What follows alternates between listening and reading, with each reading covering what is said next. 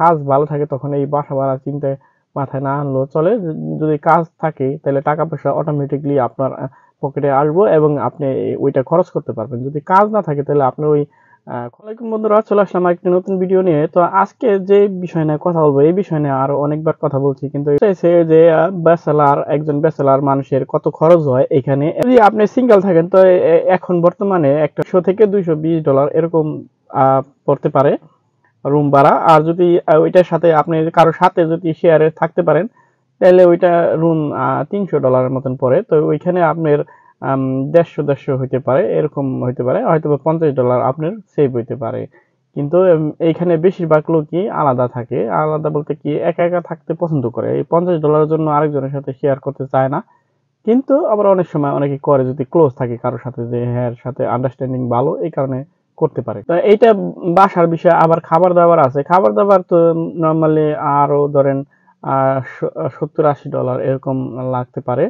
আর যদি হাত খরচ আরো কিছু লাগতে পারে, এটা ডিপেন্ড করে আপনার চলাফেরার উপরে। এরপরে আপনার যাতায়াত খরচ আছে, এই নিয়ে সব মিলে আপনি আর কি ধরেন 50, আর হলো ধরেন 200, সিঙ্গেল ধরলেন 250, 250, 350-র মধ্যে কাপড় হয়ে যায় প্রত্যেক সপ্তাহ আর কি।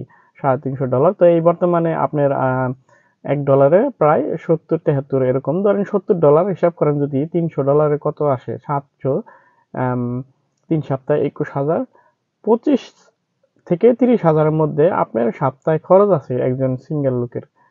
তো এরকম খরচ হয় আর কি। এর চেয়ে কমে সম্ভব না। এখানে কাজ ছাড়া অনেক হাট চলাফেরা। তো এই আগে আপনার চলাফেরার দিকটাও দেখতে হবে। চলাফেরার দিক হিসাব করার আগে আপনার ওই কাজের দিকটা দেখতে হবে, যে আপনার কাজ কতটুকু ভালো আছে কিনা, এই বিষয় নিয়ে আপনার আগে মাথা ঘামাইতে হবে। এই বাসা ভাড়া খরচ টরচ এইসব বিষয় তো পরে। আপনি যদি কাজ ভালো থাকে তখন এই বাসা ভাড়া চিন্তায় মাথায় না আনলেও চলে। যদি কাজ থাকে তাহলে টাকা পয়সা অটোমেটিকলি আপনার পকেটে আসবো এবং আপনি ওইটা খরচ করতে পারবেন। যদি কাজ না থাকে তাহলে আপনি ওই খরচ করতে পারবেন না। তো যাই হোক, আপনি যেহেতু জিনিসটা জানতে চাইছেন, আমি এই নিয়ে অনেকবার ভিডিও করছিলাম, তাই আবারও করলাম। ধন্যবাদ ভাই, আপনি আশা করি এই জিনিসটা বুঝতে পারছেন। আর আমি চেষ্টা করি সবার প্রশ্নের উত্তর দেওয়ার জন্য, হয়তো বা ব্যস্ততার কারণে দেওয়া হয় না। যাই হোক, আপনি আমার ইউটিউব চ্যানেলে গিয়ে দেখতে পারেন, আমি এইসব বিষয় নিয়ে অনেক ভিডিও করছি। ওগুলি থেকে আপনারা হয়তো প্রশ্ন খুঁজে দেখতে পারেন যে আপনার সাথে মিলে কিনা। ধন্যবাদ সবাইকে, দেখা হবে নতুন আরেকটি ভিডিওতে।